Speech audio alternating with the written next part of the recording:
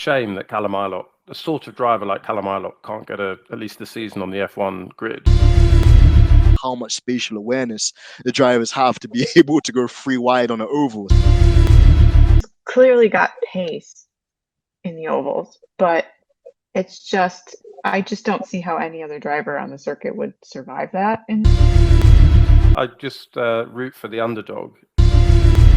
It might be controversial to call Marcus Ericsson an underdog because people who saw him in F1 probably think he's a pay driver. Oh, Zach, you have to let that man drive that car.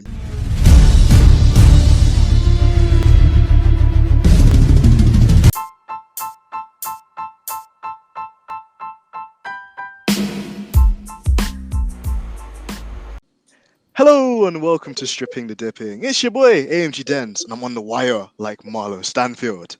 And I got something a bit different for you guys this week. Let's get into it. It pretty much is the greatest spectacle in motorsport. It's one of 3 elements of the Triple Crown. It's the one and only Indy 500. And, you know, talking about triple, it feels like I'm on the cast of Earth, Wind and Fire today. Because, you know, I'm on Earth. F1BLAG is trying to avoid British weather and wind. And Molly's bringing that fire. So I'll start off with F1BLAG first. How's everything going, man? And are you enjoying the essentially British summer right now that we have? Yeah, we have to do the British thing and talk about the weather. But yeah, I mean, there was at least sort of like 1 kilogram of sun or however you measure it. It was lovely today, yeah. How are you? Yeah, all good as well. Just trying to be as bright as the sun, as you've mentioned. And yeah, like all times in the UK, you've just got to enjoy every single second of the sun because you're just like, yeah, this is going to be followed by like, you know, a flood of rain or just like torrential downpours or just like, my mother always used to say to me growing up that like growing up in England is the only place where you can get all 4 seasons in one day, which she was quite right about that one. So absolutely. But also, I'm very enthused to have our other special guest all the way on the other side of the pond from the States. She goes by the name on Twitter of Molly FS44. Molly, it's so great to have you on our debut episode show as well. How is everything going with you? And what did you make? I mean, probably without the spoilers, of that surprising conclusion to the Indy 500. Yes, thank you for having me. I'm doing great. It's a beautiful day in California, so I get to be the smug Californian enjoying the perfect weather over here. So hello to all you on the other side of the pond. Yeah, thank you for having me on. It's exciting to chat with you guys about the Indy 500. It was a surprising ending. I don't know if we want to get spoilers now or further down the line, but but you know, the thing about the Indy 500 is it is probably one of the least predictable races reliably year after year. So every year I've watched it, I've just thought like, I don't know who's going to win. I kind of go in with an open mind because anything can happen. So.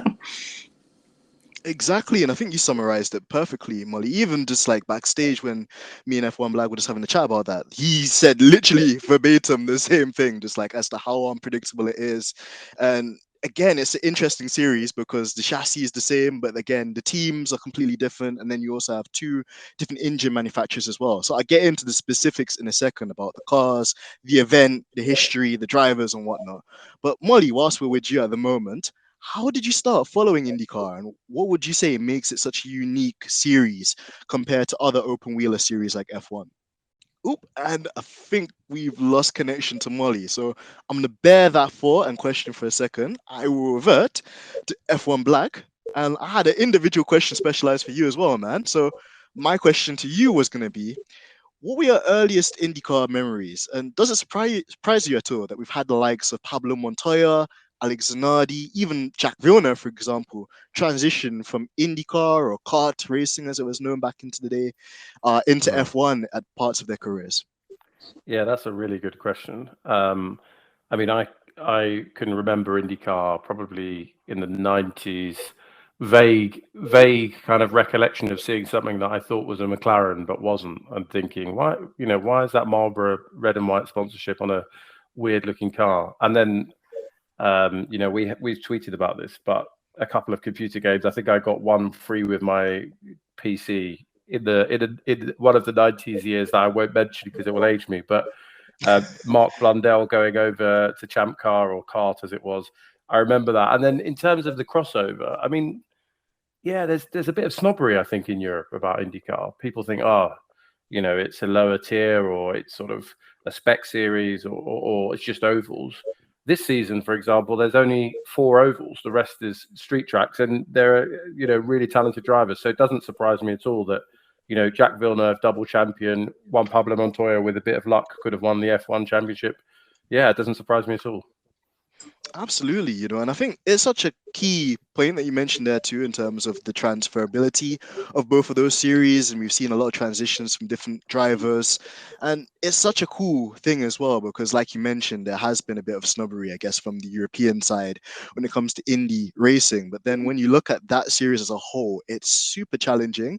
You have to be very brave, to commit yourself to the speeds that they travel at, and also, pretty much those cars are the most extreme prototypes, I think, that exist on the planet in terms of what they're able to do, how much downforce they generate, how they can follow each other in dirty air, which has been a big emphasis for the FIA in relation to this year's F1 car. So again, it's almost as if like both hands kind of rub each other's backs in that sense too.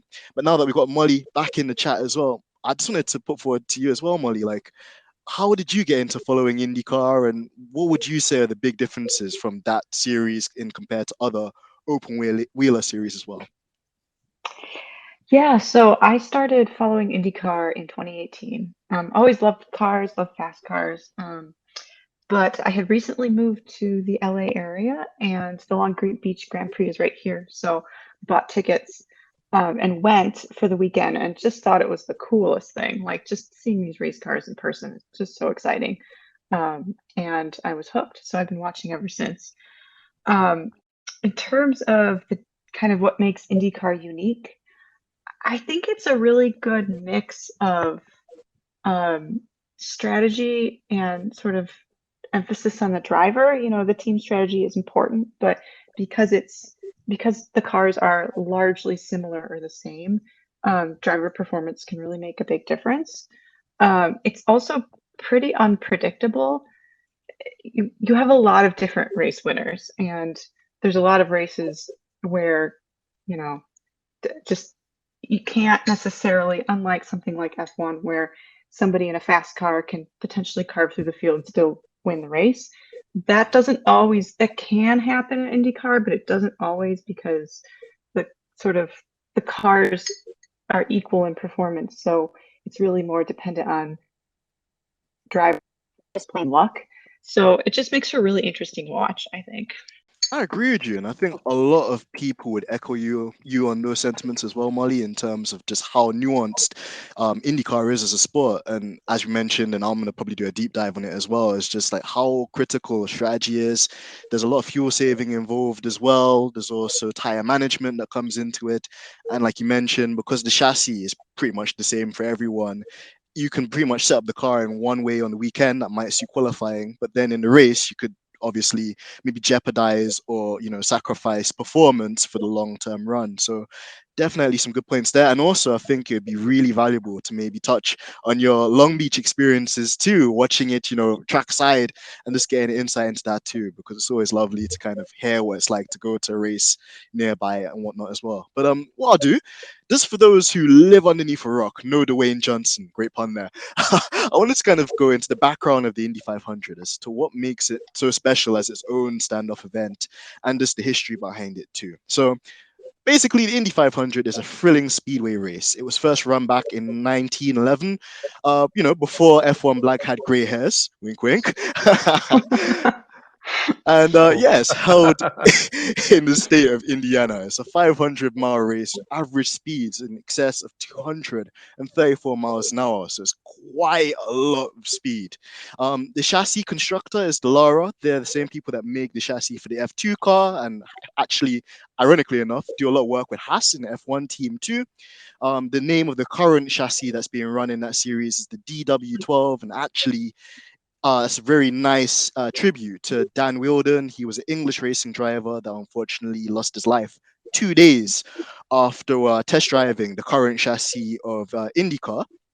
So in actually segueing that, it's been so interesting to see how Dallara have evolved that chassis over the years, because it's a spec series, because back in the day it didn't have an aero screen. And in 2018, for the first time, Scott Dixon and Joseph Newgarden, who liked my tweet today, so shout out Joseph Newgarden, you're going to get the props from me today, was the first to test the DW12 chassis with what we know now as the aero screen, and it's been mandated for the IndyCar series. It's an alternative concept to the Halo, and it's been so integral in saving the lives of many drivers in such, like, you know, high-speed incidents. So as we also touched on as well, you got two engine suppliers. So you have Chevrolet, you also have Honda on the other side of the pond as well. And again, for me, it's so cool, like, following IndyCar, because, like, with F1, and I think we're going to touch on this later as well, it can be quite tribal in how the teams are and how the fans react with the teams and so forth. Whereas in IndyCar, I think of the teams almost as if they're like stables. For example, you've got Team Penske, and that's the likes of Joseph Newgarden, Will Power, which again I think is a great name. Like, he's got the will and the power. You can't get better than that. And then of course you've got the legendary Andretti Autosport, which is owned by the legendary, Mario Andretti. Yeah, you might want to know why I coughed, but I'm not going to get into that. And you got the likes of Colton Herta and also the crispy nugget, Romain Grosjean. They're currently too trying, to salvage his career. So you love to see it. And again, you got other teams there too. Like, you even have McLaren. McLaren, not many people know, but McLaren also have an IndyCar team. So that's branded as the Arrow McLaren SP team. It's got one of my favorite drivers currently, very hot prospect, Patricio Award, #Pato Sauce, and the likes of Felix Rosenqvist as well, another great Swedish driver. And then even on the other side as well, you've got Chip Ganassi Racing. They've got loads of heritage in the sport, and they've got probably the biggest stable of drivers, from Marcus Ericsson, which we're going to touch on, Scott Dixon, probably one of the most successful IndyCar drivers in the history of the sport, Jimmie Johnson, which I just love saying that name because it's such an American name, Jimmie Johnson. But I'll come back to him. And then the reigning world IndyCar champion as well, Alex Palou. So that was my little breakdown, guys. I hope that I said everything correctly, because for me, this being European tuning into it, I know that there's still so much to uncover. But going into this race, guys, I just wanted to get your expectations, because we touched on how unpredictable it is. And obviously, we had Scott Dixon get pole position with the fastest pole time recorded in history, average speed of 234 miles an hour. And then Colton Herta, the people's champion, shout out to Anna from the Racing Instant podcast. I know she's got a soft spot for him. I see you. One of her favorites and one of the fan favorites as well. Wrecks the car on Friday, which meant that Andretti Autosport Racing had to completely build a new car. And they basically raced a car that had done no laps, hadn't turned the wheel of the entire circuit from Sunday onwards. So, guys, what was your expectations going into this one? I'll jump in. I didn't know who was going to win. You can't. No one can predict who's going to win. Scott Dixon looked dominant. He looked like he had. I thought that he had a solid chance of winning. He's not had great luck, over the last few years at Indy. But yeah, I couldn't tell you who I thought was going to win. I'm always rooting for my guy Alex Rossi. I don't know why I like him, but I kind of picked him a few years ago, and now I'm stuck. I won't reveal to people who I support in football, but I take a very similar approach. I don't pick the winningest driver teams. But yeah, I knew it was going to be a great. There was possibly the threat of a bit of inclement weather, and yeah, just unpredictability. That's why I watch it. I loved it. Absolutely. And Molly, your thoughts as well, just like, going into the race before we touch on the results and some of the talking points from the race? Yeah, I didn't know. I didn't have my money on anyone in particular. I did, if I'd had to put money on someone, it probably would have been Scott Dixon, just because, I mean, he had everything he needed to win, the pace and and he's come so close a bunch of times. And he's not my favorite driver. I don't dislike him. I don't root for him. I'm just sort of neutral on him. But I will admit he is pretty fantastic, and so you never want to bet against him. Polo came close last year, so I was kind of, I would have been happy to see him win it. Herta started pretty far down on the grid because of that crash you mentioned, but I didn't think he would win, but I was hoping he would have a good day. Unfortunately, didn't turn out that way. And the person I really wanted to win was Palou because he's been fantastic this year and last year. And he's really like emerging as, one of the top 2-3 stars. And I just think he's a huge talent. So it's, there's actually quite a lot of talent in IndyCar right now, and a lot of people I root for. Pato being probably the top guy right now, but there was a few drivers who I would have been really happy to see on the podium.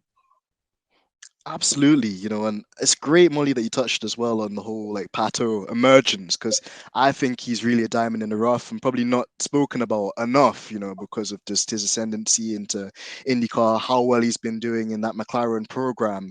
And I think we have to have like probably a dedicated segment on the same very show just as to who we could potentially see in the future if Mr. Kangaroo or Time a Kangaroo down son at McLaren doesn't really get his act together. But yeah, it was such a phenomenal race, and like you guys pointed out, it's just the unpredictability factor and just how also integral crashes are in IndyCar too. They can basically make or break people's races. So just even getting onto the race start, funny thing with IndyCar or Indy 500 is it's a free wide start, which always bamboozles me, just like how much spatial awareness the drivers have to be able to go free wide on an oval, sometimes even 4 wide.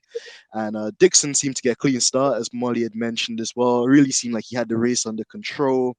Unfortunately, on lap 38, I think it's Veekay had a bit of a wreck there, which was unfortunate for him because, again, he seems to go quite well at the ovals, and he's the only Dutch driver on the grid at the moment too. So we've seen how Dutch domination goes in certain spots, which we won't get into today.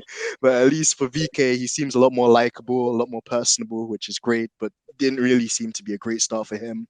Another talking point was Callum Illott, which is quite a familiar name from F2, part of the Ferrari young driver program, but now he's severed ties with Ferrari completely to do this IndyCar endeavor. Just wanted to ask you guys as well, going through this timeline of events, what do you think of Callum Illott just generally as a younger driver, and do you think Ferrari would have been maybe better to keep him as part of the younger driver program? Because just to give you guys context, like he was basically going for the championship against Mick Schumacher, I think it was 2 years ago. And then unfortunately, Mick won out in that battle for the F2 championship, and Ferrari put all of their kind of like coins in Mick. And then it seemed to be that the relationship with Callum dropped. Do you think maybe they should have kept Callum based on what we're seeing with Mick now, or are you happy that Callum's kind of doing his own thing as a still quite young, nuanced driver? Yeah, well, I'll jump in. I think it's a shame that Callum Illott, a sort of driver like Callum Illott, can't get at least a season on the F1 grid. It probably speaks a lot about the problems with driver progression, young driver progression onto the grid.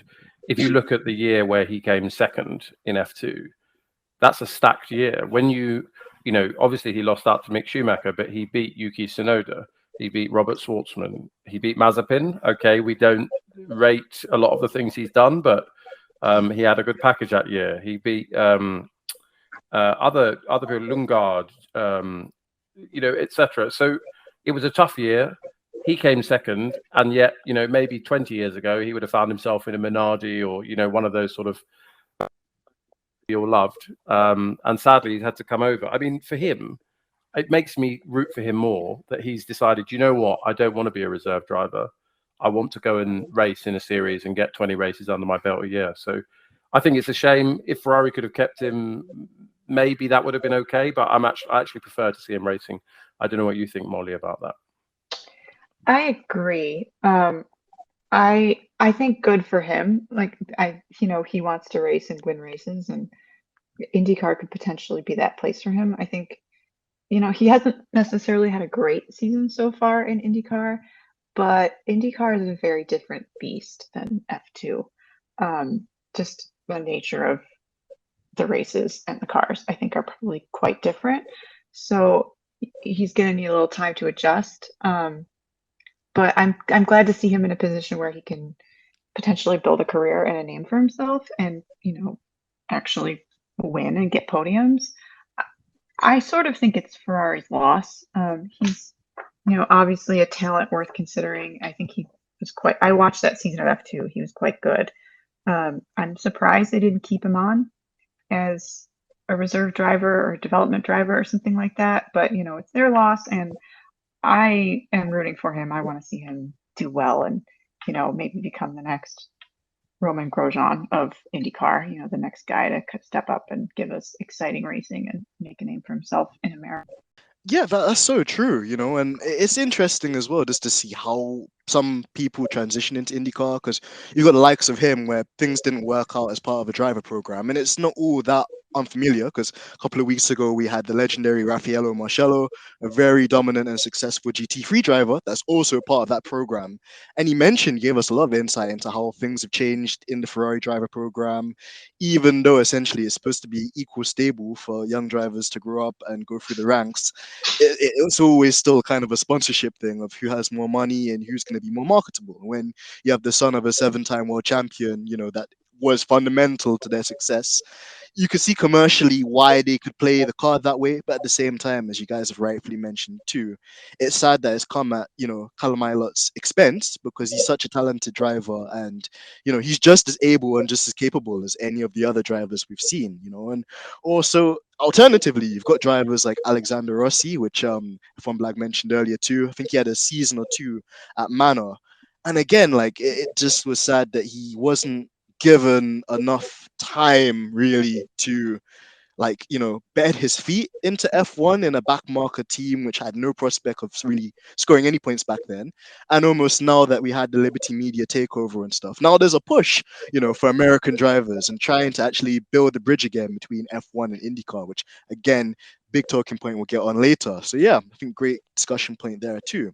So to go further down the timeline, I think during that safety car period, you had Alex Palou trying to basically Palou? Is Alex Palou? Yeah, Yes. Alex Palou. Why am I down myself? Thank you, Molly. But yeah, you had Alex Palou try to basically pit under the safety car, and it was really heart-wrenching to watch, because just as he pulled up onto pit road to try and go into the pits, they then closed the pit lane. But it was too late for him to cut across the grass and go back onto the circuit. So he had to drive through what was essentially a closed pit. And on the technicality of breaching the rule, he then had to serve a penalty or go again basically to get fueled. So really unfortunate timing of events there. And touching on what Molly said there too, with strategy, it's so pivotal that you could be having the perfect race, you could have the fastest car, you could be out there amongst the top 3 guys getting a nice slipstream and saving fuel, and then you try and take a gamble like that, or you try to be smart with the strategy, and then it backfires with something really technical like that. So that pretty much killed his race from such an early stage.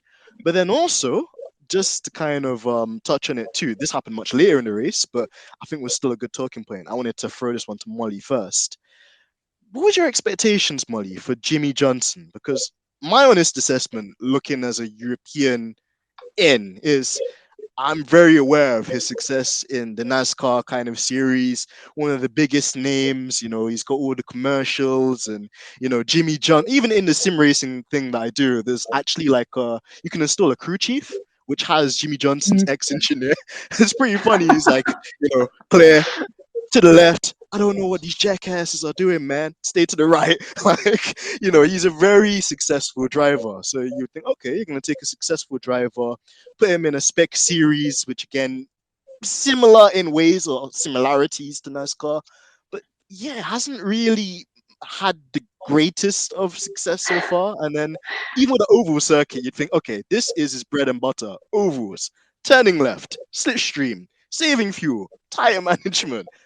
And still just there, but not quite. Just what's your honest assessment on Jimmie Johnson and just his take on IndyCar so far? Yeah, okay, let me preface this by saying that Jimmie Johnson seems like the nicest guy in the world. So not to be harsh, but I really think if he didn't have the background and the history and the name and obviously clearly the sponsorship dollars, as you pointed out, the many Jimmie Johnson commercials, and they could talk about him constantly during the broadcast. If he didn't bring all that, I do not see how he would still be racing in the series. given the amount he's crashed, the amount of time it's taken him to adjust to the cars. I, you know, I think this is his second year in the series, and granted, he did, until he crashed, he was doing quite well at Indy this year. I think he qualified like 11th or something, which is pretty good. And he's clearly got pace in the ovals, but it's just, I just don't see how any other driver on the circuit would survive that in the sport.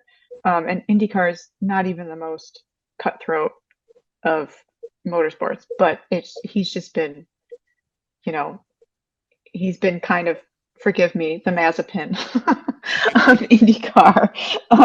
Just a lot of crashes, a lot of damage. It's so I sort of feel for him, but I also think the question has to come up eventually: is he, you know, can he hack it in the series? That being said, just to play devil's advocate, he did crash. I think it was in turn 2, and there was like 3 other drivers who crashed in the same place. And according to the commentators, there was like a breeze coming out of there that made it really easy for the back end of the car to step out, and you can oversteer. And so maybe there were mitigating factors, and you know, he's not the only one who made that mistake. So to Jimmie's credit, you know, maybe it wasn't his fault, but that's my take on Jimmie Johnson. I think that's a fair analysis there, Molly, and I think you're really fair to him, because we were actually having a discussion with Denny earlier in the week, FIA Girlie, as she goes by the name of, and we were talking about like the honesty of like fans and just how some drivers like Lewis or even Yuki Tsunoda, just one thing goes wrong for them and it's the end of the entire world. The agendas would be agendering, but you know, certain drivers, they can go week in, week out, throwing, you know, suboptimal performances and still get away with it, either just because they're living off of a legacy or because of things that they've done in the past, or just generally speaking because, you know, they're likable. And being likable is good. You know, it is something which I think is key in modern day entertainment and also just being a sportsman. But of course, it's not the be all and end all, and there has to be a competitive nature there too. And just before we move on, F1BLAG, what's your take on the whole Jimmie Johnson thing and how he's struggled to acclimatize so far? Yeah, I mean, I think calling him the Mazepin was slightly harsh, Molly, but I definitely agree with everything else you said. I mean, he qualified 12th on the street and road courses. He's not as competitive. I think my understanding is he's there to bring eyes. So whether you like that or not, that feels like it's part of their strategy to get, you know, to mop up NASCAR viewers largely from the US. I think I'm not a big follower of NASCAR, but I think he's kind of the joint sort of record holder for the number of series wins. So he's a big name among the NASCAR sort of fraternity, and I expect he's there largely to sell Carvana cars and to get more people watching the sport. But I mean, maybe I'm trying to be positive here. Maybe he's doing a good job of making the sport look really hard, because, you know, if you're watching it and they're all taking all the corners fine, oh yeah, it's 200 miles an hour, but you know, after a while, your eyes get used to it and you start to think, yeah, I could do that. But clearly it's really difficult and it's really tiring. So yeah, that's me being positive. He's clearly struggling. I really hope that he can adjust. And maybe the qualifying performance in Indy suggested he might be able to before he has to call it a day. Absolutely, and I do too. To be clear, I do want him to succeed in sports. So I was a little harsh, but like I said, he seems like a nice guy. I'm rooting for him to do well. I just am a little skeptical. That's all. But Molly, I think you have all the rights to, and for me as well, like I think it's only fair, because like we also mentioned that when it's certain drivers, they can get like a bly, but then on certain other drivers, people are very quick to criticize them. You know, I think when you're analyzing and sitting down there, you do have to be honest. And right now, he's not flattered to deceive anyone really with the lackluster performances. But you know, I think there's a balance in everything that was said. And also to touch on F1BLAG's point too, I kind of see the commercial point that you're raising there too. And when we spoke to Bruce Jones, again, commentator for the GT3 racing and that kind of thing, you mentioned how big Valentino Rossi has been to like the world of GT3 sports car racing, because up until that point there'd been amazing drivers in GT3 racing, but now that you've got Valet, the doctor himself there, the Italian media lap it up, and maybe that's to the disadvantage or to the misfortune of other Italian drivers, which I'm not going to get onto, which get a bit jealous or maybe, rightfully so as well. I feel aggrieved that they don't get the same level of coverage or attention that the bigger names get because of their legacy. So yeah, very interesting conversation there. So moving it forward then, so later down in the timeline of events too, Romain Grosjean, I think, also got loose at that same corner that Molly referred to in relation to Jimmie Johnson. And just generally as well, actually, I'm going to kick this one off to F1BLAG first. Blag, what do you think of Crispy Nuggets, like, second season essentially? His basically homecoming kind of season, because he had the first year, he didn't do a lot of the ovals due to like sponsorship issues and maybe rebuilding his confidence after such a huge crash at the Bahrain Grand Prix last year, or no, back in 2020, or Sakia Grand Prix, whichever one it was, I can't remember. But just generally, it seems that Grosjean's found a house now. He seems a lot more happy. I've even seen him like busting jokes with Takuma Sato, which again, if you told me that Takuma Sato and Romain Grosjean would be like having jokes with each other, I'd be like, what alternative universe is this that you speak of? So yeah, what's your take on Romain Grosjean's transition into Indy so far, and yeah, like his progress so far? Yeah, it's a good question. And I was talking a bit earlier about Jimmie Johnson perhaps making IndyCar look really difficult. There was a risk when Grosjean came in. He'd obviously been in the house sort of pretty much the back of the field in Formula One. And then in his third race, I think he took second, nearly should have really won at the sort of Indy road course just before the Indy 500 last year. It looked like he was going to come in immediately on the pace and was going to start to kind of dominate or win races. He hasn't quite got there. And earlier this season, he had a bit of controversy. I think it was at Alabama, but I can't remember. He basically had some contact with Graham Rahal, which was I remember that. interesting, a bit spicy. So I mean, he's not perhaps universally loved, to put it that way, up and down the Indy paddock, but yeah, I mean, he's got a second place. I think it was at Long Beach earlier. So he looks like he's on the pace. He could be competitive. He's not particularly up there at the moment in the standings. But yeah, as you suggest, he's found the house. He's taken to it. What other analogies could we give? He's taken to it like a duck to water. I don't think I'd call him a crispy nugget, but he's doing okay. I don't know what you guys think. Yeah, Molly, what's your take on him so far? Yeah, I think IndyCar really suits his driving style. Even in F1, he was always the guy who would go for it. Maybe often when he shouldn't. But in IndyCar, there's the style of driving is a lot more. There's a little bit more bumper cars type moves, and you get away with a lot more. Stewarding is consistently more relaxed, I think. So I think that rewards his style of driving. So I think he probably enjoys being able to, and the cars are a lot more robust, right? So if you have one tiny bit of contact, you're not going to end up with losing an aero piece that makes you 5 seconds a lap slower than everybody.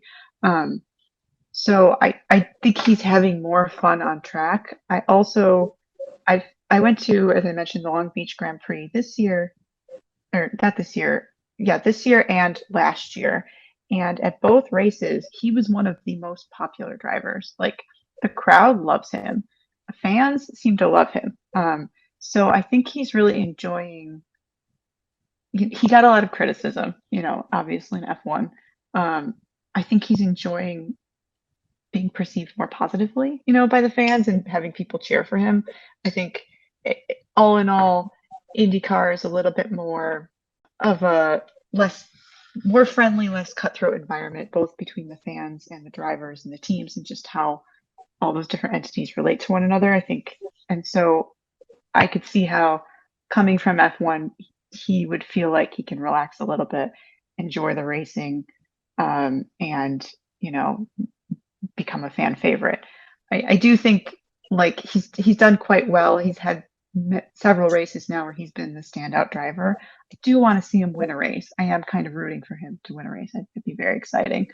But he hasn't quite gotten there. If I recall, the races where he's been able to kind of carve through the field, his pace has fallen off, and he hasn't been able to go for P1 because his tires didn't survive it. So I think it's gonna require some luck and timing on his part to get there. But I hope he does. I want to see it happen. Yeah, and I think many would agree with you, Molly, just in that analysis of him and how he's adapted to the sport. For me personally, Grosjean sits in a very funny pendulum for me, because on one side, I get increasingly frustrated with him when, he's out here smack talking Lewis. Oh, Lewis shouldn't earn this amount of money. Oh, if I was in charge of F1, I would do this. Oh, if I could do this, I would do this differently. I'm like, bro, what did you achieve, or what credit do you have in the bank to reserve a mortgage on this real estate? But that being said, when I take that kind of off-track stuff out of it, in terms of a driver, he's one of the most competitive guys there. I must say so myself. And just his story, he has a very Niki Lauda-esque story in terms of surviving pretty much an unsurvivable accident in what was that Bahrain incident. I think all of us, our hearts must have skipped a beat when we saw that. I remember when I watched that race live, and I was just like, there's no way. And usually I'm Mr. Positive, so I was like, usually I would always think of the most positive thing, but even for me, I was like, no, we just lost the driver. And then just that kind of scene, I don't want to like dramatize it too much because everyone's spoken about, but he really was like a phoenix rising from the ashes when he jumped over the barrier, and like the medical team, the delegates rushed into the car, and he's like, let go of me, man, you're touching me too much. And he just wanted, he was just probably just thankful, he's thanking his lucky stars that he's still alive. And again, when people go through something so traumatic like that, it almost surprises me psychologically that not only just physically, psychologically, that they could bounce back from it and go back into another car. Arguably, you could say IndyCar, I think for me, per se, is the scarier one of the two. Because with the F1 car, there's accidents and then there's freak accidents. But then with IndyCars, it's just any hesitation, any dirty air, any failure of the car, you're going into a concrete wall at over 230 miles an hour, and it's huge G's of just like pain and just like scariness happening. So for him to take the challenge, for him to just like continue racing, and not like no kind of diss to Adrian Sito driving in the Ferrari challenge at the moment, to still go for one of the highest regards of sports, IndyCar, and to be racing not only just on like race circuits but ovals now, I do have to give him a bit of respect for that. And he has kind of gone up in my estimations, although I feel that he still has some work to do. And it comes with time. Like even Takuma Sato was in Formula One, raced with Honda, raced for a couple of like uncompetitive teams, went to IndyCar, and I'm sure it didn't click straight away. It was like years of being with, one team and building that relationship. And it's nice as well that Mario Andretti and just the Andretti Auto Nation family, they've taken him under the wing, and he's his own star, as Molly mentioned too, with just like all the fans that go to watch him and like love his story, what he's been through. So great analysis there and talking points too. So to segue on to the next bit, then you've got Scott Dixon, which pretty much seemed like he had it just wrapped up in the bag. He was there with my boy Pato Sauce, keeping him company for the large kind of parts of the race. And then you get onto the final row of pit stops. I believe it was Felix Rosenqvist, the sister McLaren SP driver, that tried to do the undercut to basically probe Jimmie Johnson, not Jimmie Johnson, sorry, Scott Dixon into pitting early. And I can't remember if it's Scott Dixon or if it's Pato that pits first. I think it may have actually been, I want to say Scott Dixon, and then I think it was Pato. Yeah. Yeah, And then, you're right. Dixon just like nearly had it, steps on the brakes. What happens? locks the rear brakes, and the thing goes sliding down pit road like a Jamaican bobsled with ice. And just my heart was like, no, dude, no, like you've done everything you needed to do in this race, and just like in just such a minute mistake cost you severely. Because the thing, just to point out to listeners out there, is that unlike Formula One cars that have huge carbon ceramic brakes that run at like 1,000 degrees centigrade, Indy cars run with very skinny brakes, because around the oval, where are you gonna brake? So they run with very, very light brakes that are often cold, because they've not been on the brakes for at least 30 or 40 laps going at full speed, so they cool very easily. And just that mistake basically cost him to lock up into the pits. He broke the speed limit, which of course meant that although he got to serve his pit stop, he then ultimately had to serve a drive-through penalty or stop and go because of the pit lane infringement. So that pretty much threw the race up into the air for most. I, at that stage, was hoping that, there was going to be a lot of hope for my boy Pato. And then Jimmie Johnson does the unthinkable. Jimmie Johnson does a Latifi, and he bends it into the wall, which causes a yellow flag to begin with. And then, FIA, I hope you're listening. I hope that you're taking notes. I'm not saying that this is the right way to do it, but I'm just saying there were options.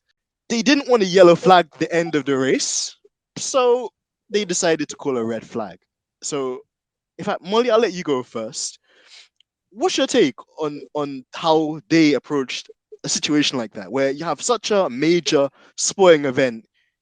For the commercial aspects of it, you don't want it to be like finished under a safety car, rather than the higgy haga FIA, number 5, number 6 extra dip can pass, number 7. Instead of all of that stuff, they're like, you know what, cool, we're just gonna send everybody to pits, red flag the session, and then we'll go out again once everything's been cleared. What was your take on their approach?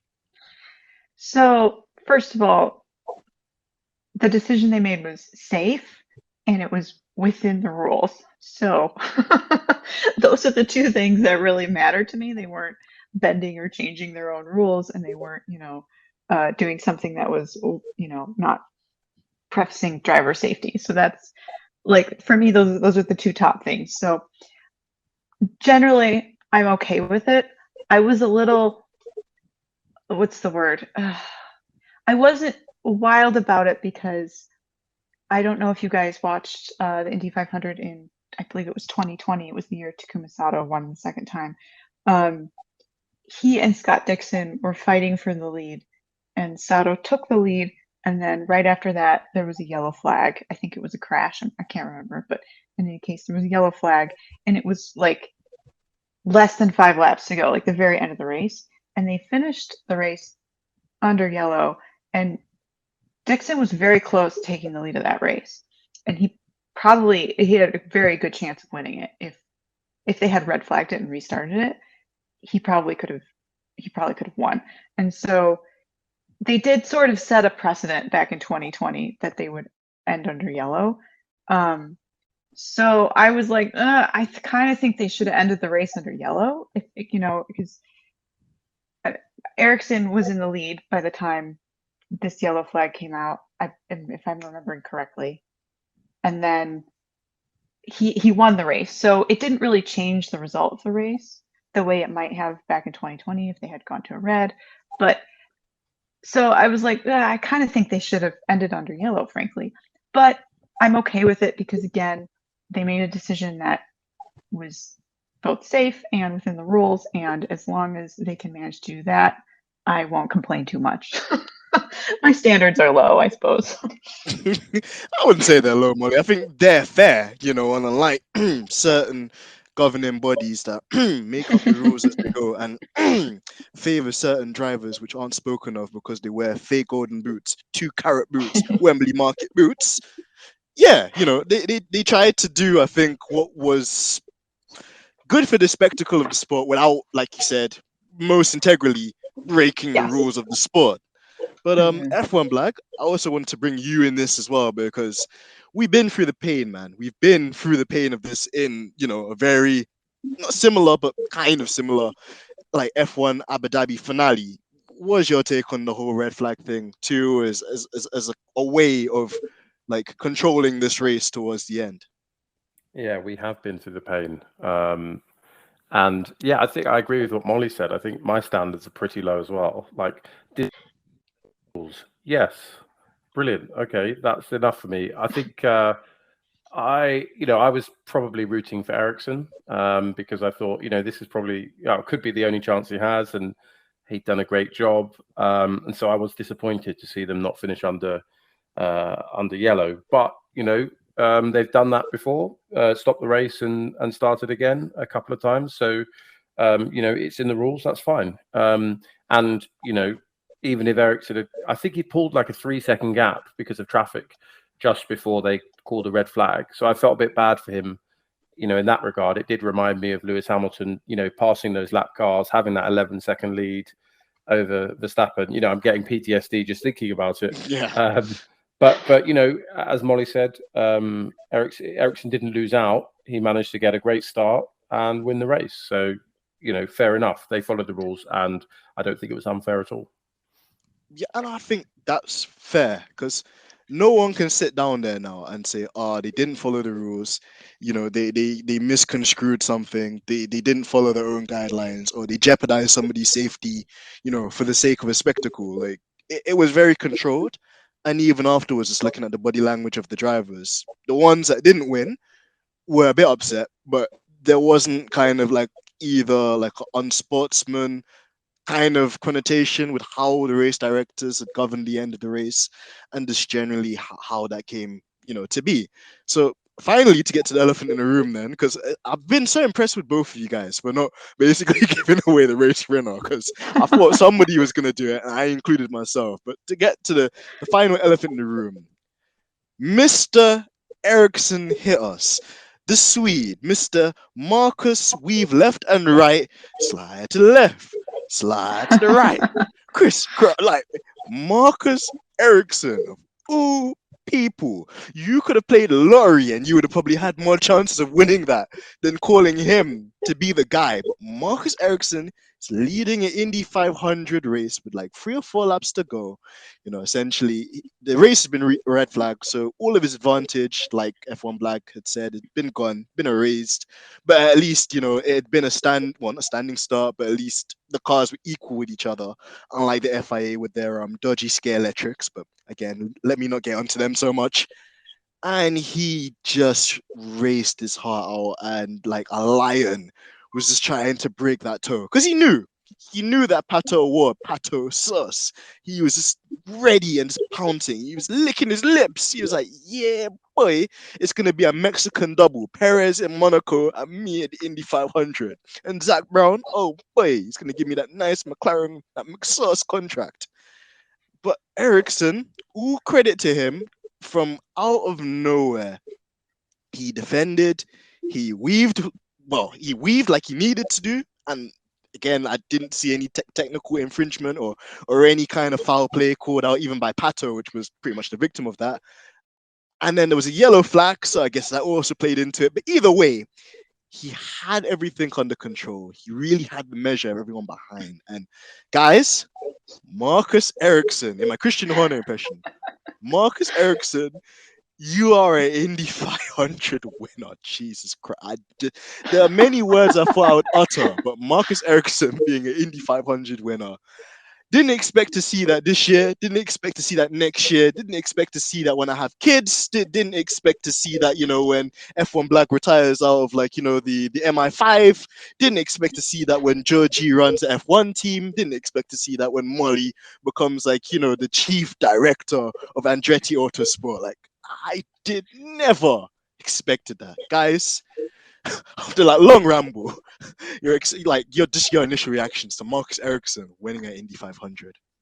Okay, I'll jump in here. So, when Marcus Ericsson started leading the race, I tweeted something like, "If Marcus Ericsson wins this race, I'm gonna riot."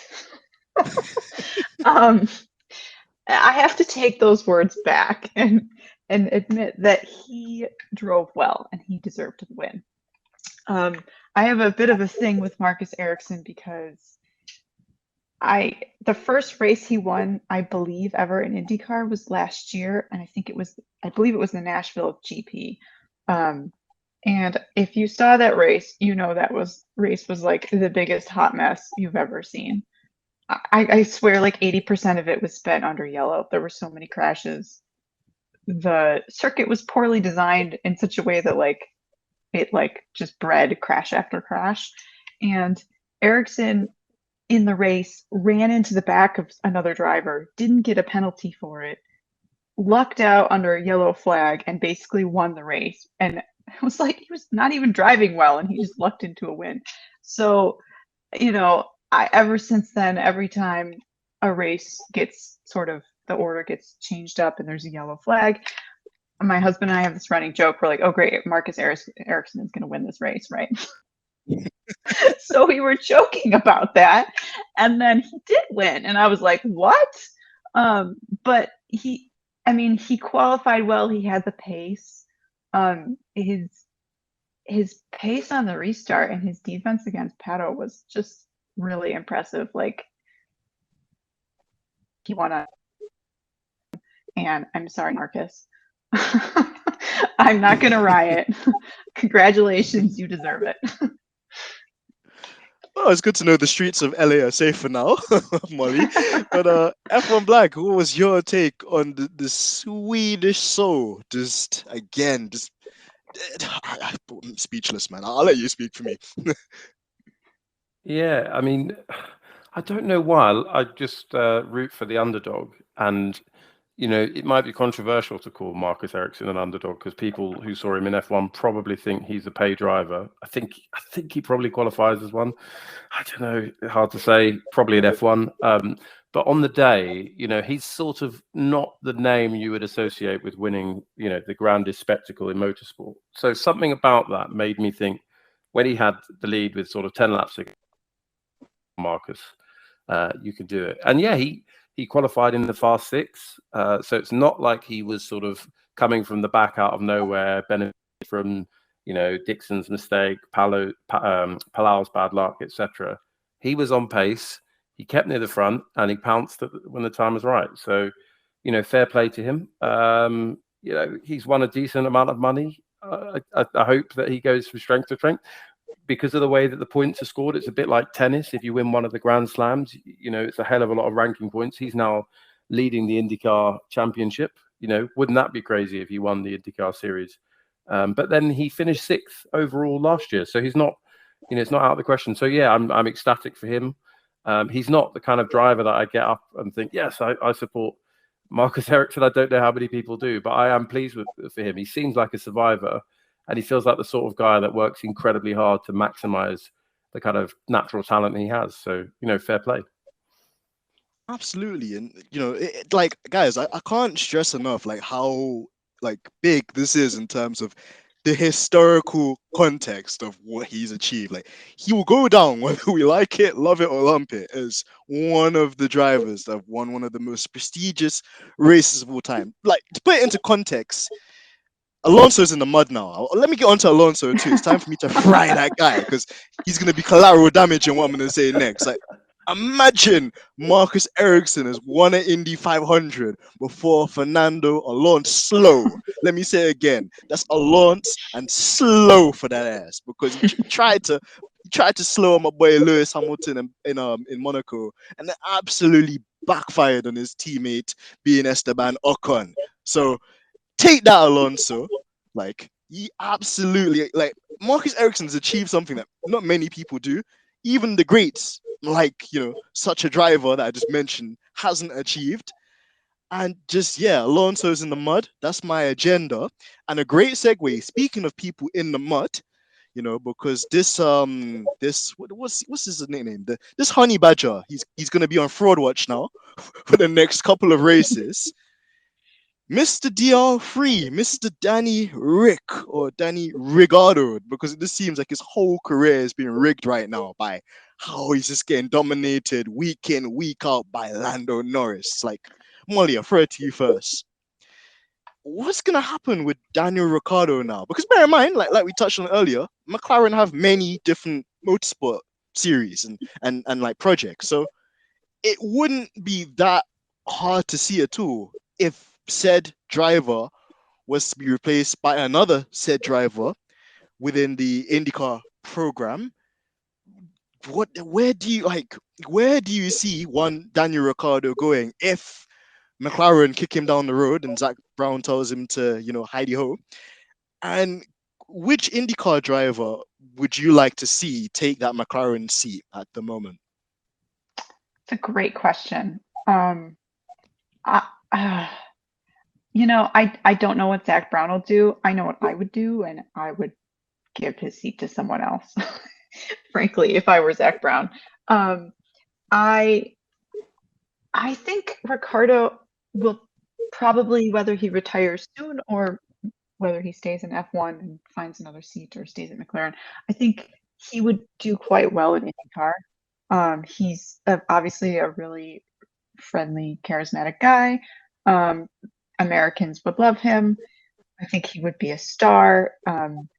I think he'd probably, if he could get a decent seat, win a lot of races. So, it would, if he chose to go to IndyCar, I think it would be a great move. I can imagine that when he does leave F1, he'll probably try out the racing series. I think if I were to replace him from someone from IndyCar, it's a tough choice between O'Ward and Herta.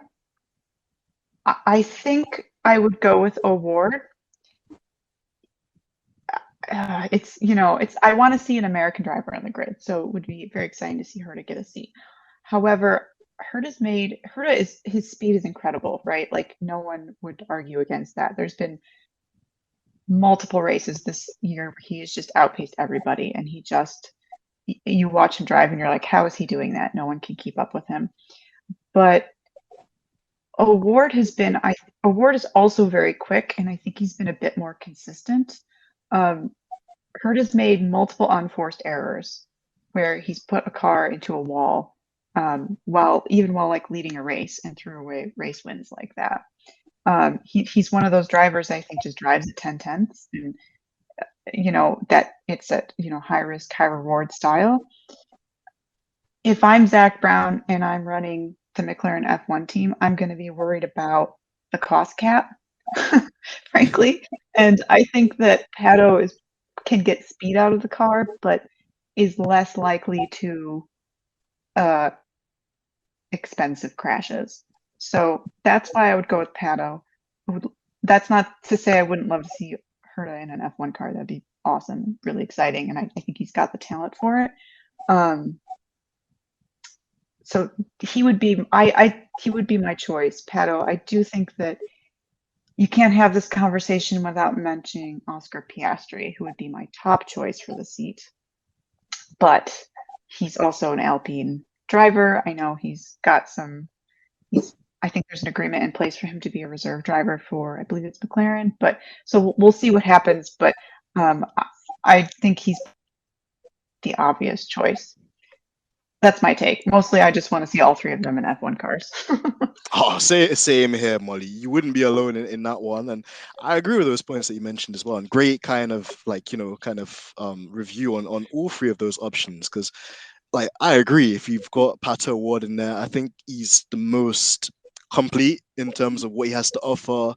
Again, he's a very super likable guy. If people aren't following Pato O'Ward, I implore them to, because he's so funny. Like, his tweets, he's got that kind of goofy nature to him, a bit like Ricciardo, but in the same sense too. When it comes to business means business with that guy, and he's serious. He's really, I think they need to call him maybe Pato El Chapo O'Ward, because I've seen red with that guy. When it comes to overtaking people, he really makes his intentions known, and I like his moves because they're usually clean. There's not any second guessing, or there's not kind of a Colton situation where he pulls off some miraculous moves, but then that there's always the 5-10% chance it could go completely left after that 10 minutes or 10 seconds later, depending on what happens. So true. And I wanted to throw the same question as well and actually lead with another one after to F1BLAG. Where do you see this Daniel Ricciardo situation at McLaren? And should Zack Brown decide, to get a bit more serious with things down there, Ron Dennis style, who from like the IndyCar program could you see being a good shout for them? Oh, I really don't understand this Ricciardo thing. I mean, that let's use the word fraud jovially. Like, maybe he's been a fraud all along. I'm trying to work it out. Like, so he burst onto the scene by beating Vettel in the first year of turbo hybrid, and so people thought washed, as I believe the youngsters call it these days. That's correct, sir. But also, yeah, or they called it about 10 years ago. But so I think maybe we overplayed that, and he's a good driver, but he's not great. And maybe we just sort of, like how lots of drivers make their name by being compared to Lewis. Like Russell at the moment, people think he's sort of world class because he's sort of having results that are better than Lewis at the moment. Maybe we just thought too much of Ricciardo, because then when you work through in terms of his teammates, so then he had Verstappen. In fact, no, he had Kvyat, and that wasn't, it didn't smash Kvyat. And then you had sort of young Verstappen, he sort of beat him, but then Verstappen by the end of the pairing was in front on pace. He beat Hülkenberg, but Hülkenberg had 10 years without a podium. He beat young Ocon. But it's not a track record. So there's something there. And then in terms of what's going on this season, maybe Norris is just really good, and maybe he's sort of driving out of his skin. Some of the qualifying performances in particular he put in last season. So maybe there's something there. I mean, also, Ricciardo saying, "Oh, I don't know any of the technical stuff to do with the car." Like, is he trying to just be relatable and pretend he doesn't know, or does he really not know? Like, or is he sort of just, we're all human. He just sort of said something in the heat of the moment that was a bit silly. So yeah, I don't get the Ricciardo thing. I believe he was, until Verstappen got his new contract, I believe that Ricciardo was the second highest paid driver on the grid at some point. So I don't think his salary is going to be sustainable for very long. So I can't, you listen to the quote from Zack Brown that suggested it might be as soon as the end of the season that he's out of McLaren. And then, who would I like to see in the car? I'm going to switch and be the negative one now. I'm quite protective of the IndyCar sort of drivers, Pato, Colton, etc. I don't want them having not really raced on some of the tracks and having, perhaps raced on them, but in really junior formula 5-10 years ago. I don't want them to go in and be trying to get up to speed in a high pressure car and fail. And maybe they need to take the leap and maybe they'll get through it. But I just think it's a really big ask. And we're going to mention Mazepin again here, and maybe you'll tell me it's a bad example. But do you remember last season? I got a bit of flack for this online. I think Haas didn't have a simulator, and Mick got to use a simulator, but Mazepin didn't. And I remember he was crying after one qualifying. I can't remember what track it was, but he'd never raced there before, and he was like 1.5 seconds off the pace. Like, I don't think we should underestimate how hard it is if you've never raced at a track to get up to speed in, Friday, Saturday. So yeah, I mean, I'd love to see Palou, just because we've not mentioned him, Alex Palou. I'd love to see him given a shot because he seems cool and calm and collected. Maybe not the greatest raw speed, but a bit like what you were talking about, Pato would keep the car in good shape, and we'd see what happens. But I also agree we need an American on the circuit. It's been too long. So yeah, long answer. Don't know what's going on with Ricciardo. It could be over this season, and yeah, I'll root for Polo just because we haven't mentioned it. Yeah, fair points there as well, F1BLAG. And I actually wanted to kind of add to those as well, because just in relation to Daniel Ricciardo thing, it's getting sticky for him, isn't it, guys? Because the thing is now is like what Molly was saying, where do you go from here? Because in terms of a big move, that's done and dusted now. Like, you can't go to Ferrari. Ferrari already have their long-term program sorted out with Charles, with Sainz. I'm sure Sainz will find his form as the season progresses, Mr. Smooth Operator and the rest, And even if Sainz didn't work out, as much I don't think Mick has earned it they would want, I guess, for the commercial aspects to put Mick in there or somebody of that kind of nature in the family or in that seat. So Ferrari's a no-go. Red Bull, as long as Helmut Marko's alive, I don't think we'll ever take Daniel Ricciardo back. We've seen that that's been a thing at Red Bull. They're very cutthroat and want to drive at least stable, like Sebastian Vettel. It doesn't matter what the situation is. They just don't go back to the X's. So that doesn't seem on the cards. Mercedes, personally, I think Mercedes have enough drivers in their academy. You've got drivers like Nick de Vries, another underrated driver that goes under the radar. How can you win a F2 championship, a Formula E championship, and still not get a drive in Formula One? That's to be, to me, the biggest disastrous monstrosity like in like, you know, modern day history, that he still hasn't got a drive, like, or any kind of thing up until recently with the Williams test at Barcelona. So again, Mercedes have enough that they can chew on, and I think on top of that, Mercedes would like aim for the future rather than going for something like Daniel Ricciardo. So then you then look at the current kind of like teams on the grid. Is Alpha gonna take him? Is Alpha a sideways step? Maybe. Would Alpine again? Would he go back to Renault? Would Renault have him? Would Alpine have him? When you got Piastri there now as well, sideways step. You know, you've got Aston Martin there too, but again with the whole Volkswagen, Audi, Porsche thing brewing in the background, are they going to be interested? Probably not. And following GT3 racing, Porsche have a plethora of like, you know, like young and experienced drivers that they could throw into a car and you know, do that kind of thing. So again, probably not.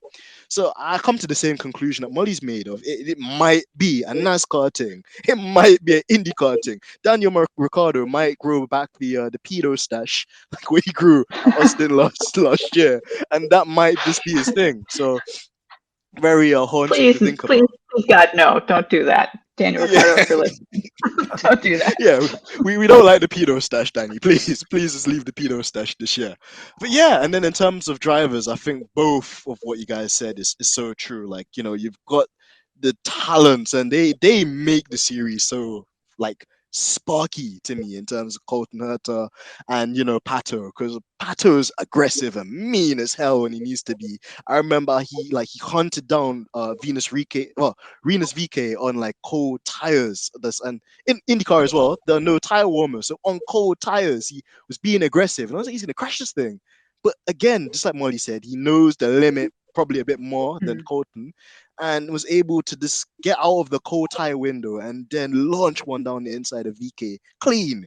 And then on the other side, you've got Colton, which again, he's just probably, I think, the more raw, the less refined one of the two. But again, just he's like a sledgehammer. Like the guy is just like there, and he's not kind of subtle about it either. He's really angry and just aggressive too, which again, it's such a juxtaposition, because then when you look at him with his long hair, you're like, he looks like he could be in a Justin Bieber tribute band. So yeah, interesting one for Colton. But then I agree with F1BLAG too. You've got like a journeyman like Alex Palou, which I think kind of, again, he's from that same kind of young high school group of young drivers. But I think because he's more reserved, because he's European as well, like because he's Spanish, that actually might play into his thing a bit more. Because I think before he did IndyCar F1BLAG, he was doing a lot of like Formula Japan and doing a lot of Formula racing, but just in the Japanese series too. That's why I think he's got the gorilla logo, because he's interested in anime culture and stuff like that you all learn in Japan. So again, maybe the safest bet might actually be Alex. And again, he's been IndyCar champion. So just in terms of the marketability, maybe not as marketable as Jimmie Johnson, of course, but again, you can't take the credit away from him. You know, I don't see Alex Palou selling any Carvana anytime soon. But again, definitely up there. So great conversation. And I didn't want to really like repackage the same question twice, but it is slightly nuanced. There's also been a lot of talk about Andretti like making headway into F1. Unfortunately, it didn't happen this year, and it's unlikely to happen next year, just with the FIA and then the teams lobbying, basically the prize money being diluted by another team coming in. But I'll throw it to F1BLAG first. Blag, just if Mario Andretti, the wise old legend, he gets his wish to have an F1 team in Formula One, and you've got Colton Herta, which is in their stable. You've also got Romain Grosjean in their stable two, do you see them potentially getting a shot? Would it, if you had to pick out of Colton Herta or Romain Grosjean to be one of the two drivers of a F1 team for Andretti, which one would you pick? I'm going to cheat. Wouldn't you pick both? Because you want an experienced, see, it's a cop-out. You'd want an experienced F1 driver alongside a rookie, right? And I know that Grosjean would have spent, if they come in 2024, sort of 3 years out of the sport, but or out of F1. But, you know, someone that knows the tracks, someone that knows how to set up the car at the tracks, you know, a benchmark against which you can kind of then assess Herta's, you know, pace or help Herta with setup. As I say, I don't want to underestimate how hard it is to kind of get on the pace really quickly if you've not been at the track. So yeah, that's my cheat answer. The one thing I would say about Andretti trying to get into F1, do you remember every so often the teams sign a new Concord agreement? I think the last one was done in about 2020. And when they agreed that, they all, because it's a closed shop, it's a bit of a cabal. They said, right, we're the 10 teams. If a new team wants to come in, they need to pay $200 million, and that will be split nicely between, juicily between all 10 teams. So it does feel a little bit mafioso that they're, you know, making it difficult for new teams to come in, and that's probably why you see Audi and, you know, Porsche looking to buy McLaren and Red Bull, because why would you put £200 million in that just simply is a fee? It's not a deposit. It's not, you know, anything like that. You just have to put it in and it goes to the other team. So look, picking the drivers is difficult. I think I'd pick both. Why not? But I don't even think it's straightforward that Andretti are going to get into F1. But let's see. I don't know, Molly, if you're more hopeful than I am. That was a great answer. I don't know that I'm more hopeful. I definitely strongly think that the FIA and the teams should allow Andretti to join. You know, I can't think if we're ever going to have an American team on the grid. I don't really consider Haas an American team because yes, the owner is American, but it's, you know, it's largely European and they don't have any American drivers. So it's sort of a semi-American team, but if we truly want an American team on the grid, I can't think of a better organization to do it than Andretti. I don't think there's another racing organization or manufacturer in the US who could do a better job than they could.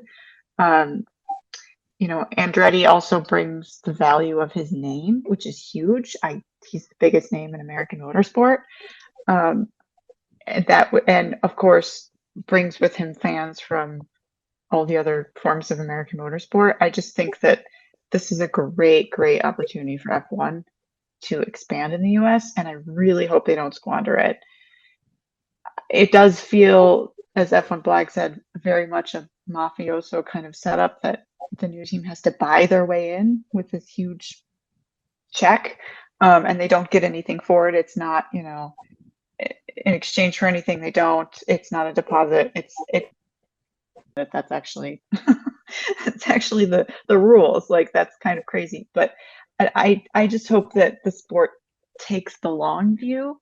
You know, they're trying to grow F1 all over the world, including the American market, and the teams and the organization, they all seem thrilled coming to the US, the Miami Grand Prix, that there were so many fans and it was such a hit, and that there seems to be such a, you know, growing interest here in the US. But you can't just rest on that. You have to build that and give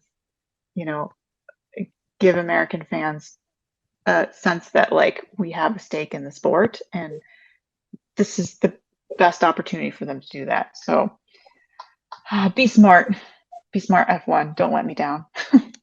Well, Molly, I say that every week, you know, and without fail.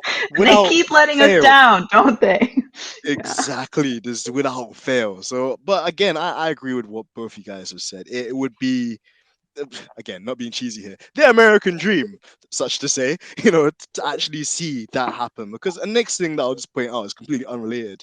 When we were watching the Sky coverage of the Miami Grand Prix, Mr. Andretti himself was on the grid during Martin Brundle's, I'm not even gonna call it a grid walk. It was like Martin Brundle's like meltdown as such, which we spoke about earlier in the week. But yeah, like he did actually speak to Mario Andretti, and Andretti, he just said to Mario, like, what is your bucket list? And Mr. Mario himself was like, I would like to drive, right in front of Zack Brown, by the way, I would like to drive a modern day Formula One car. And I was like, oh, Zach, you have to let that man drive that car. You cannot do that to him. You have to let Mario. I don't even care how old he is. Like, he could be a fossil. I need you. I'm on my knees, pause. Like, I need you to give Mario Andretti a chance to drive, like, you know, a modern day F1 car, because that'd be so cool. And again, it's just the history, as Molly said, the heritage, that name alone, just it has so much weight and legacy. And you know, there are not many teams where you've got, like, you know, like a successful racing driver. I mean, we had Prost, but they weren't much of a success. F1BLAG, didn't we have Stewart? Didn't we have Jackie Stewart with a F1 team at one stage? Yeah. I mean, that's one I can remember. So thanks for appealing to my sort of middle age. But And yeah, I wanted to poke you there. he was really smart, actually, because he set the team up, and then within a couple of years had sold it to Ford, and it was repackaged as Jaguar. But yeah, I think they won at least one race with Johnny Herbert, maybe two, I can't remember. But yeah, definitely, like, it's a bit of a mixed bag in terms of Formula World champions setting up teams, because I think Emerson Fittipaldi essentially destroyed his Formula One career and then left to go and do Indy, because he started racing for his or his brother's team after winning the second World Championship that he'd won. So yeah, it's a bit of a mixed bag. I'd love to see Andretti on the grid, but as I say, when you've got to put 200 million US into the hands of your competitors, not as a deposit, it feels like an uphill battle. But there we are. It's so true. And also, just to add on that whole thing of like former F1 drivers or champions that have gone on to have successful teams, you know that Bruce McLaren guy, that guy with the plucky bird that now just looks like an arrow. You know the orange team? Yeah, they've not done so bad over the years.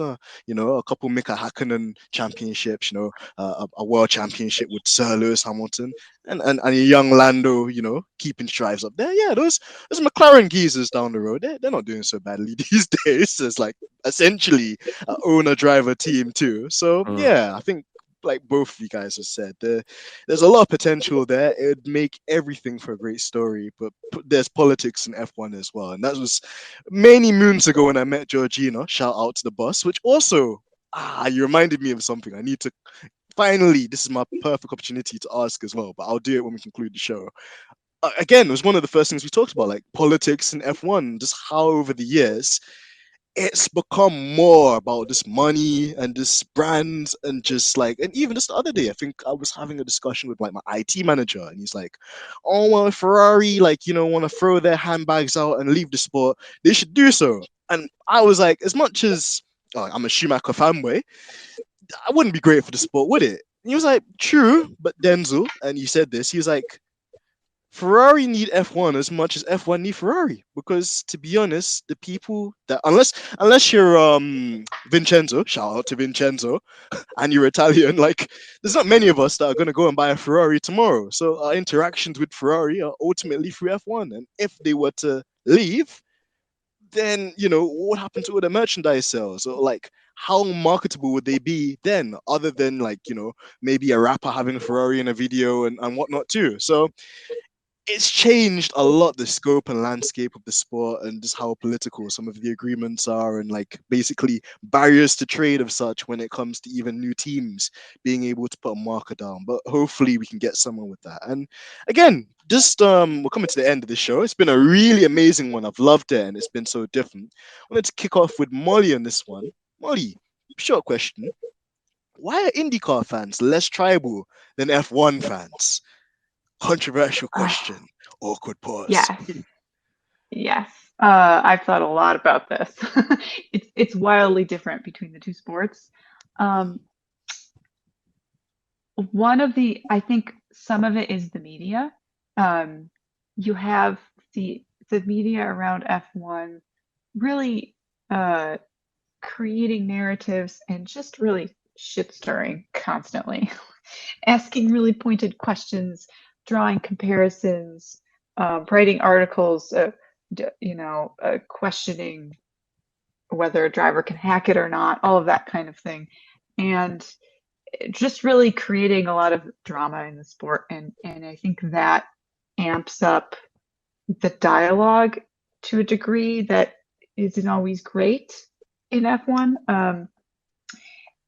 A lot of this is, we could see this with the whole like jewelry debacle and in F1 and all the articles that were coming out about that and the ridiculous headlines. And it was really like, it was all quite silly. You don't see that in IndyCar because it's much more focused on the actual racing, and the way that the media reports on IndyCar isn't, they're not trying to create that sort of dialogue around the sport. That also goes hand in hand, I think, with the money. Obviously, Indy sport, I'm not sure what the actual value of IndyCar is compared to F1. I know I looked this up once, and I believe F1 is currently valued at like 13 or 14 billion. IndyCar is not nearly valued that highly, and there's not as much money in the sport. And so, I think that creates a less cutthroat environment. The conversation around the sport doesn't get as heated. And so that really, I think, passes on to the fans in the way we talk about the sport. The drivers don't have that kind of like, there's rivalries, and of course they like to compete with one another, but a lot of the drivers actually, they get along quite well. At least they seem to. They don't talk shit about each other in the media or anything like that, the way you sometimes see in F1. So all of that together, I think, creates a very different culture in the sport that affects the fans. Yeah, it's a long answer to a short question. Well, sometimes it's needed, Molly, and I'm very thankful for that too, because I think we often say, what can the FIA do better? But I think also, what can F1 fans, especially the toxic ones, like F1BLAG will get this reference, the toxic waste fans, because there's a suite in the UK called Toxic Waste. It's the most Molly, if you ever get to try one, it's the most toxic suite ever. But yeah, there are a lot of fans out there, and I get it. Like, it's cool to have banter and sometimes have a laugh at other people's expense. But I think in Formula One, it gets too heated too quickly. Whereas I think Molly rightfully said there too, there's a lot of common respect amongst the drivers. And again, maybe the money thing as well also plays a key part into it too. So there's no need really to behave in such a way. But yeah, even when you do see drivers like having a disagreement, like, it's often discussed there and then. Like F1BLAG mentioned the very heated Graham Rahal, which again, I like him as a character because he's very unfiltered. Like, it's very just black or white with him. And I can kind of see how he's taken to Romain Grosjean, being a guy that's just come into what you could say is his sport natively, and how Grosjean's committed like numerous offenses. And now he's been on like the kind of receiving end of one, and he just was not having it. I remember vividly just seeing, like, I don't know who it was, Graham Rahal, who was speaking to me. He's just like barging him, and he's like, yeah, he pushed me. I was like, oh my God, this is really heated. But again, it's nice to know that it doesn't go any further than that. Like, it's usually just like resolved there and then you don't have like Winter Spice like come in the next race. My driver was involved in a 56 string impact. And that's not on, and you don't stick a wheel up tops. And that's probably my best Christian Horner impression. God damn, you need to pay me for this stuff. But yeah, like it's a completely different just atmosphere, and I'm more here for it. F1BLAG, any compliments or comments on that as well? Yeah, and I should say that your Christian Horner impression is up there with your Bernie Eccleston impression from the last time I was on. But yeah, I think I agree with everything that Molly said. Of course, I would kind of compliment that point about it's much more about the racing. It's more old school. But the other point I'd make is that IndyCar, from a kind of scale perspective, is smaller in terms of the reach. And I think when things become a bit mainstream, they attract people that perhaps aren't, let's say, purists. They're not in it for the mechanical or technical or sporting aspects. They're in it for the drama. I think, again, you young folk might call it stan culture. I've had my account since about, yeah, exactly. I'm down with it, as they would say. So I've had my account since about 2014. I just set it up on a whim at Christmas, and back then I just remember there was none of this. It was a few people a bit sort of rude to each other, but it was mainly because they were sort of showing each other up how much they knew about the sport. And I think now we're at the point where, you know, Formula One has been successful in reaching a new audience, a bigger audience, but one that's less interested in the sort of pure racing. And I'm not making a judgment on those sort of Drive to Survive fans, because we all come in at different stages. I think, therefore, the drivers in IndyCar, the teams, and the broadcaster knows that IndyCar is small, and the only way that, or smaller, let's say, and the only way they're going to grow it is if they sort of band together and put on a really good product. So I think that's the scale thing for me is probably one of the major differences that causes, you know, for me, I find IndyCar this season definitely much more enjoyable to watch as someone that loves motorsport. Absolutely, you know, and I like that too. And in a way, I don't know if it's been the same for you guys. I find it just a breath of fresh air. It's almost like I have a reprieve now, because like we mentioned, things in F1, they getting very heated from week in, week out. You know, every race I could give you something new. So in Bahrain, like, you know, basically everyone was getting onto Red Bull and the reliability issues. Then in Saudi Arabia, we had this thing with, like, you know, the race directors. We had like a JCB tractor in one of the F2 races. It's terrible. In Australia, it actually wasn't too bad, to be fair. I think that was actually one of the more kind of just calm races. But then we had Imola, and then you had the Tifosi again, and kind of just talks of just like these cars and wet conditions. Things then started to get a bit more nasty, I think, towards kind of Cataluna and Barcelona, where you had the whole Green Bull allegations.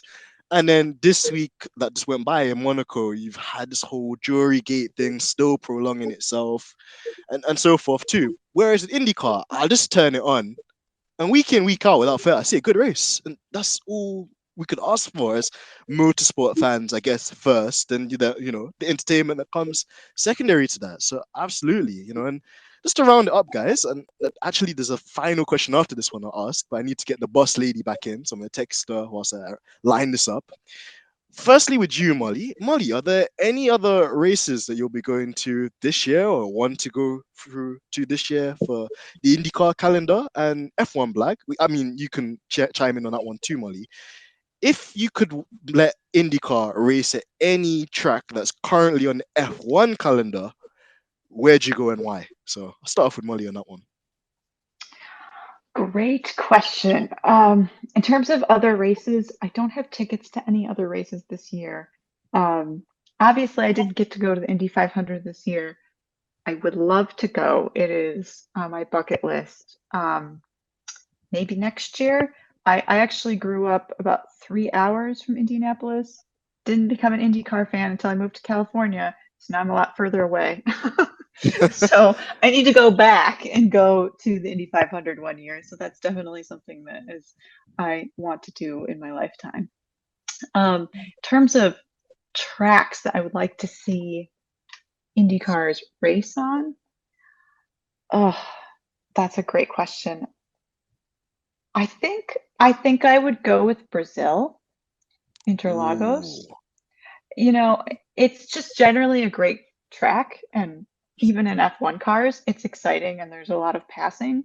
Indy cars, with the, you know, less aero that they run, you'd probably get even more passing. And it's also not a super high speed track. Indy cars, I think the street tracks tend to be a little bit slower than compared to street and road courses in IndyCar versus F1. So I think they would be better suited to something like Interlagos rather than like Baku or something like that. But I just think that would be super exciting, and it's a great track. You can't miss with Brazil. So Yeah, and Molly, you've actually given me a superb idea for the sim. So thank you for that. IndyCars at Brazil. You heard it here first on Stripping the Dipping. But F1BLAG, how about you? Like, where would you like to see IndyCar go on the current F1 calendar? You can't say Brazil now because that's been taken. No, I wasn't going to go Brazil, but it would be nice to see. You know, back in the day, Kart or Jump Car did have a race. I think it was in Rio. They may have kind of concreted over that circuit to build the Olympic Park. But it would be good to see IndyCar expand into sort of Latin America again. So that would be great. I would say, you know, with the art of Wikipedia with me, I would say that we should bring IndyCar back to Monza. So apparently, in the late 50s, they used to race on the banked part of Monza. I don't think we're going to get the health and safety inspectors to sign that off in 2022. But the long straight, you know, the Curva di Alboreto, as it's now called, Parabolica, you know, seeing the IndyCar cars going through there, the braking into turn one, I think it would be fascinating. The one note of caution that I would make, which is, you know, I feel like I've been a bit dour today. I was prepping for this podcast, you know, doing my homework. We already see, I think IndyCar might have taken it off the circuit, but used to race at Circuit of the Americas. Might still do, I can't remember. And they were about 14 seconds a lap slower. And I hate seeing that, because it kind of, if you're really superficial, you might go, oh well, yeah, that, you know, it's a lower series or it's not as good. There are all sorts of reasons why the cars don't run as quickly. You know, could you, you know, DENZ, you showed why F1 couldn't race on Indianapolis. Yeah, you know, the cars are specialized, so there's a reason why it doesn't. So that's the note of caution. But yeah, my answer would be Monza. I think it would be fantastic, and the fact you could get, you know, I love Rossi partly because he runs the 27, so maybe he can have a one-off red 27 livery. That'll be amazing. Hey, well, listen, the Monza 500, as pioneered by F1BLAG as well, I'm still with that idea too. But yeah, like, again, great kind of like thought process behind that as well. And again, like, probably not on the old version of it, but it'd just be super cool just to see that happen with modern cars, considering it happened many years ago in the 50s, you know, with IndyCar back then. So absolutely. Now, before I give you guys the final word, some time ago, Molly did ask, and I hope you're listening, Boss Lady Georgina, because this is where I throw you underneath a bus now after you tried to catch me out earlier. Molly did ask a very reasonable and also very interesting question as well, which I don't even know the answer to, because I was just approached by Georgina, and I was like, you know what? I'd love to host a podcast. I've never done it before. Let me have a stab at this thing. But the question was that Molly asked, I'm sure she remember, is, Georgina, how was the name Stripping the Dipping conceived? Because again, before you answer, like, we had Dr. Obbs on here a couple of weeks ago, and he was like, oh, like, I told my missus I'm going on a podcast. I was like, oh, great, man. What did she say? She was like, oh, she said, what's the name of the podcast? And then he was like, oh, Stripping the Dipping. And I laughed so hard. He was like, she pulled the biggest face because she thought it was like something explicit, something that could only be mentioned on a certain website, which there's paid content for, which I won't elaborate on further until they cut me a check. You know, basically, yeah, the name is very interesting. I've always thought of Stripping the Dipping as like, you're going behind the veil, you're going behind the visor, and you're like, you know, you're looking in. And I didn't actually want to say that because now easily Georgina could say, yeah, that's what it means. But Georgina Donna, I genuinely want you to answer the question, and honestly as well, like, what is the name? Like, what is the story behind the name? Yeah, that's what it means. No. You can't, even if that is the case, though, you can't use that. That was my idea. All right. So, at first, when I came up with the idea of starting the podcast, and I was telling this idea, and then I was just, thinking about the names, and I had a couple of names. And I was telling it to Natsumi, and then she was asking me for the names. And then at that moment, I only had one name in my head, and it was not Stripping the Dipping. I just told her, and then I had to give her a couple of more for examples and for choices. So within a second, I just said Stripping the Dipping, because I was thinking when I was saying that, because first of all, when you say Stripping the Dipping, it attracts people because it's something unusual. So that attracts people. And, it's like you call a political conversation podcast Naked World, but you go to see what this naked world is, but it's actually a political conversation. So you're clickbaiting them, Georgina. You're clickbaiting Yeah. them. So, something like that. And the meaning behind it was actually the one that you just said it, because, we go through some of the life, some of the knowledge, experience, we strip everything down. It's like we are stripping the dipping, because, basically we talk about topics we often rather not talk. So, keeping it real. Well, I think that's a fair answer, and I'm glad you clarified that too, because I've always wondered. But again, it's nice to know that my thinking wasn't too far away in terms of its symmetry. But yeah, there you go, guys.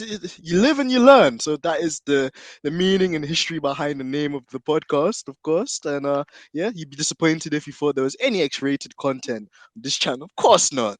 We're a grown channel. And Helmut Marko looks like some bull sacks. But anyway, coming off of that now. Honestly, F1BLAG, Molly, it's been so incredible to have you on. We need to get you guys as regulars more often anyway. F1BLAG, I think, actually joining me for something we can't, or I don't think we should mention just yet, but that's going to be a bombshell if and when it does happen, potentially next week. But guys, any final thoughts from you at all? Just and where can people follow you, of course, to engage with your lovely selves? Will Buxton, awkward silence. Who wants to go first? I'll go. Final thoughts.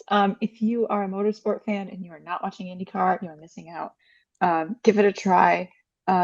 If you are coming, I suggest that you make sure the first race you watch in IndyCar is a street or road course. Oval racing is super cool, but it's kind of a different beast, and it takes a little bit to understand what's happening. But it's a really cool form of racing. It's just a very different skill set. So yeah, don't count out IndyCar. It's great racing, especially if you're, as F1BLAG said, if you're here for the actual cars and the racing and not just the drama. And in terms of where you can find me, I'm on Twitter. My handle is MollyFS44. I am a very loudmouth Lewis Hamilton fan, so if you don't like that, don't follow me. That's pretty much it. You heard what she said, and wise words from Molly there too. Honestly, why don't I think, Molly, I really feel you need to start a podcast or be on a podcast more regularly, because just your takes are amazing. I must say so myself. It's been amazing. I rant a lot, so gotta put ranting it is what we somewhere. do best. Yeah. Thank you. And of course, F1BLAG, over to you. Final words, where they can find you, and man, just I want to continue teasing the listeners as well as to what me and you know about that. Yeah, they don't know about yet, but they'll know about hopefully soon. Yeah, I'm so nervous about accident, but if it happens, it's going to be amazing. It will honestly be a huge privilege. So let's see, and it'll be great to do it together. That sounds weird, doesn't it? So there you go. We're building on the stripping the dipping theme, and now people are going to have completely the wrong idea, but it will be fantastic. Yeah, final words. I think, everything that Molly said was great. And yeah, Molly, you should get a podcast ranting with absolutely fire, spot on takes. Just do it. But no, the thing about IndyCar is the speed is phenomenal. The average speed at Indy is 235 or whatever miles an hour. Formula One in recent years has started using kilometers an hour, and it might make it look a bit faster, the number.